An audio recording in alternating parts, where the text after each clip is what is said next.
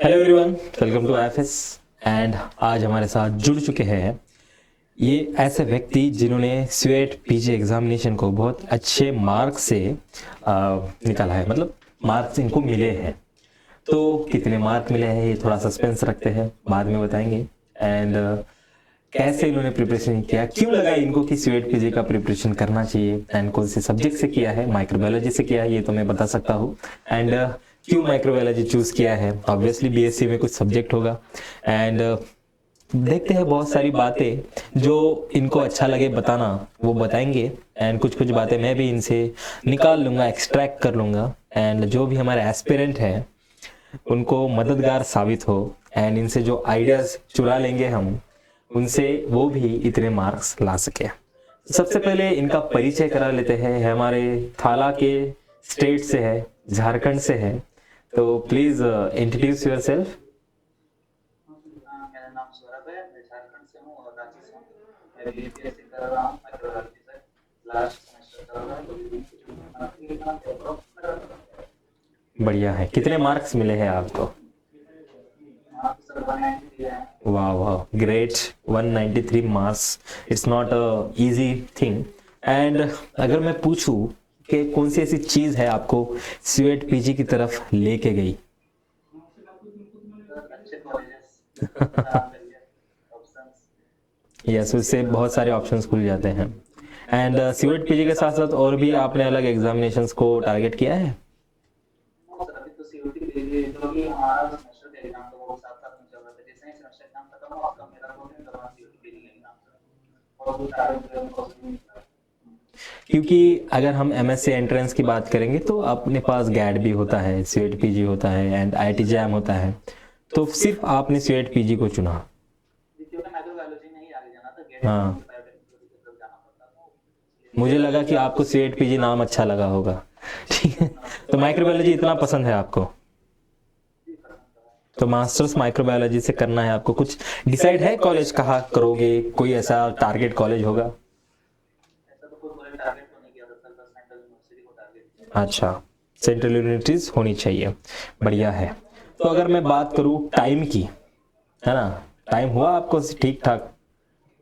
90 minute हो गया, पहुंच गया, मतलब टाइम लिमिटेड टाइम में आपने सारे क्वेश्चंस अटेम्प्ट कर लिए थे। टाइम से हाफ आवर पहले खत्म हो गया था। हाफ एन आवर पहले ही आपका, मतलब 1 घंटे में कंप्लीट कर दिया? मुझे लगता है मैं 45 मिनट या 40 मिनट बैठा हूँ।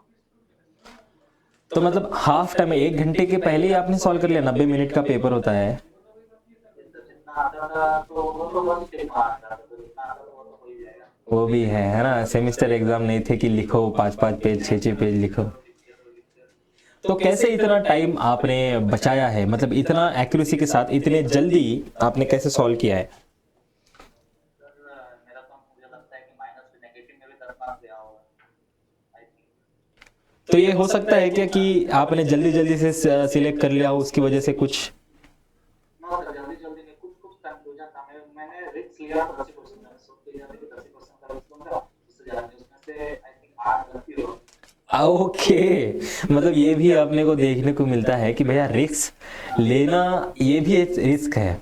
क्योंकि 10 इन्होंने क्वेश्चन अटेम्प्ट किए, उनमें से 8 इनके गलत हो गए। तो सोचो, मतलब -8 हो गए इनके। 40 सही हो जाते तो अच्छा खासा एग्जैक्टली, है ना, क्योंकि 10 आपने सॉल्व किए, 2 सही है 8 गलत है, तो 0 हो गया ना मार्क। वो 8 नंबर क्रेडिट में चला गया। डायरेक्ट 0 में चले गए आपके। हाँ मेरे 0 चला गया। चलो कोई बात नहीं, ये भी अच्छा ही स्कोर है। तो कैसे किया भैया प्रिपरेशन, हम जानना चाहते हैं। हमारे जो भी व्यूवर्स है वो तो शॉक में हो गए कि 45 मिनट्स में कैसे सॉल्व कर दिया पेपर, 4 हाथ लेके बैठे थे। बस करके गए तो हो गया, क्योंकि जो बुक आप जो एसएल बुक लिया था, तो जो क्वेश्चन में आता है बुक लिया और उससे पढ़ लिया था। और जो जीपीटी वगैरह लिखी था, जीपीटी वगैरह पढ़ लिया था। वही पढ़ते करते वहाँ। डेली रिवीजन करते थे आप? हाँ लगभग लगभग यही करता था। मतलब प्रॉब्लम भी बीच में ये हुआ कि मेरा सेमेस्टर एग्जाम आ गया, तो चलते मेरा 10 15 शुरू नहीं हो पाया। हम्म, तो मतलब सीधे एग्जाम से 2 दिन पहले मेरा खत्म हुआ, 2 दिन बीच में 15 दिन कुछ नहीं कर रहा है। ओके। तो कैसे कैसे मेंटेन रखा अपने आप को कि डेली पढ़ना है एंड डेली क्वेश्चन सॉल्व करते थे आप? नहीं सर, डेली तो नहीं करता था, झूठ नहीं बोलूंगा। एक बार देखिए, मान लीजिए कोई पढ़ रहा हूँ, कोलॉजी जब मेरा कंप्लीट हो गया पूरा 15 रिलीज हो गया, फिर मैंने बिल्कुल सर बस प्रोग्राम स्टार्ट किया। क्योंकि मैं देखना चाहता था कि अगर मैं 15 मिनट जो देख रहा हूँ मुझे पहले बिल्कुल याद हाँ, मुझे पढ़ना नहीं है, तो उसके बाद मैं रिवीजन करता था।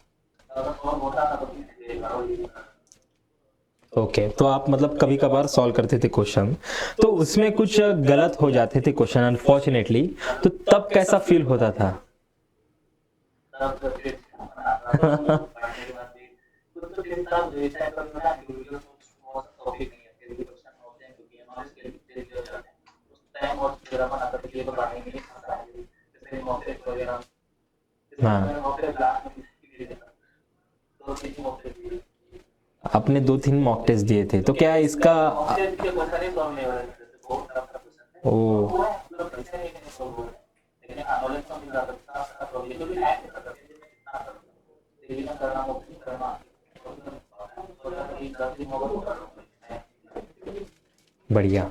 एंड 3-4 मॉक टेस्ट से ही आपका टाइम इतना अच्छा हो गया कि आपको बहुत जल्दी आपने सॉल्व कर लिया पेपर, क्योंकि बहुत लोगों की ये क्या बोलेंगे उसको कंप्लेंट होती है ना कि सर टाइम नहीं है, टाइम और कम कर दिया, 90 मिनट ही है।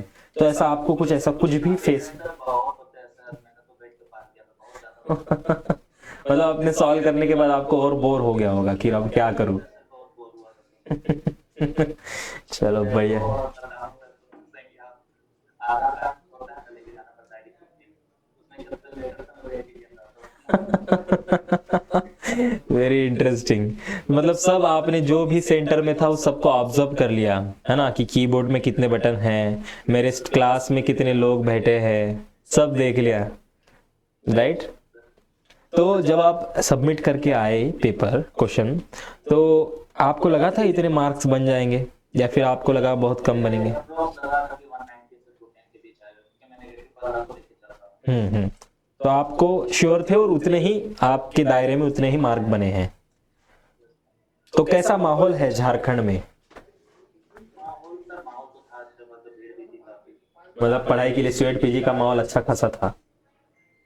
सर मैं जिस कॉलेज से कर रहा हूँ मैं तो सर वो उतना अच्छा कॉलेज नहीं है, मतलब एक बेसिक का कॉलेज है, और जो मेरे साथ लड़का है वहाँ से तो वो और ज्यादा से कॉलेज है, जैसे उनके पास सर अच्छे बहुत है, लेवल का होता है, तो मैं जनरल नॉलेज तो थोड़ा बराबर था। मतलब अच्छा खासा कंपटीशन है, मतलब आपको तैयार करके रहे। सर हर जगह पे competition एग्जैक्टली वो तो है, वो कंपटीशन कहाँ नहीं है।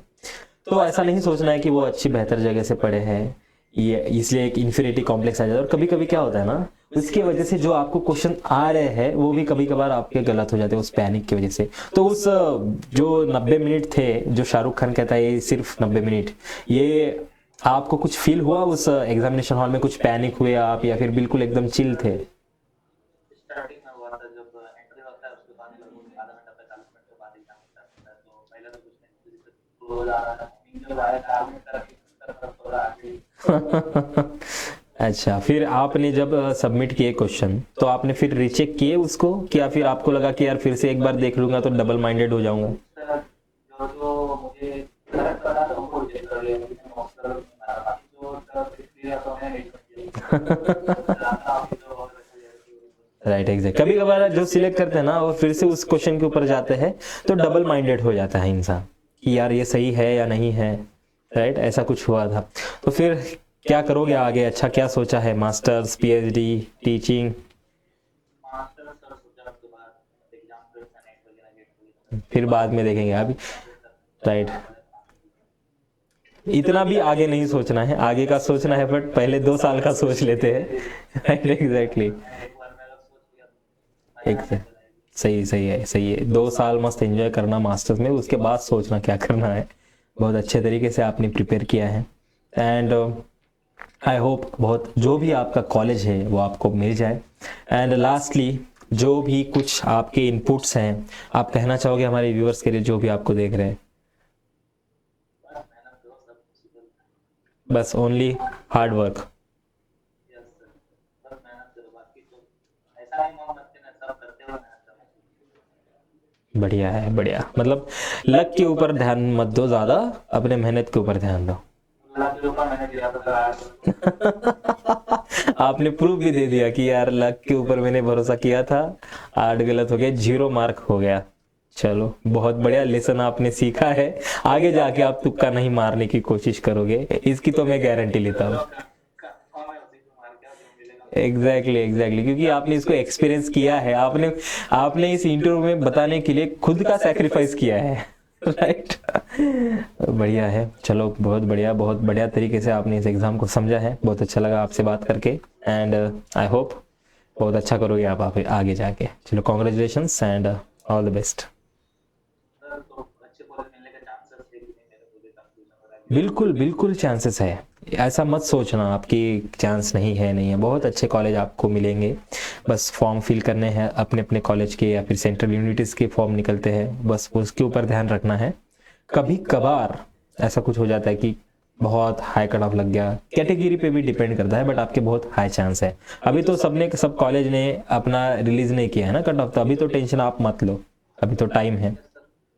क्योंकि पिछले का जो 3-4 साल का आगे वाला पेपर था सर, 2021 से मैट्रिक स्टार्ट हुआ तो मेरी तो उसके कॉलेज में जितना तो पूरा बहुत आता है, क्योंकि मैं हम लोग बिना पढ़े स्टार्ट करने से पहले सोचते हैं एक बार राइट, बिना पढ़े जब 2024 2025 तो 50 प्लस क्वेश्चन बिना पढ़े तो इससे पिछले साल के। मुश्किल लग रहा था सर। तो ऑब्वियसली अगर सबको ऐसा फील हो रहा है तो ऑब्वियसली वो पेपर हार्ड था एंड डेफिनेटली कट ऑफ नीचे जाएगा। कट ऑफ बहुत टफ था पेपर वो। एग्जैक्टली बस ये अपने हाथ में नहीं ना, ये आप मत सोचो अपने माइंड में। जब अगर आप सोचोगे ना कि बस कट ऑफ नीचे जाएगा, मेरा ये ऐसा होगा वैसा होगा, नहीं, आपने अपना पढ़ाई किया है, आपने बहुत अच्छे तरीके से मेहनत की, आपने एग्जाम दिया, बस अभी रिलैक्स हो जाओ, क्योंकि कट ऑफ आपके हाथ में नहीं है, रिजल्ट्स आपके हाथ में नहीं है, बस वो रिजल्ट करेंगे तब आप देखना, ठीक है ना। वो आपके प्री माइंडेड मत हो जाना, फिर आप एक्सपेक्टेशन लगाओगे। बट मैं इतना एक ही लाइन कह रहा हूँ कि आपके बहुत अच्छे चांस है, बहुत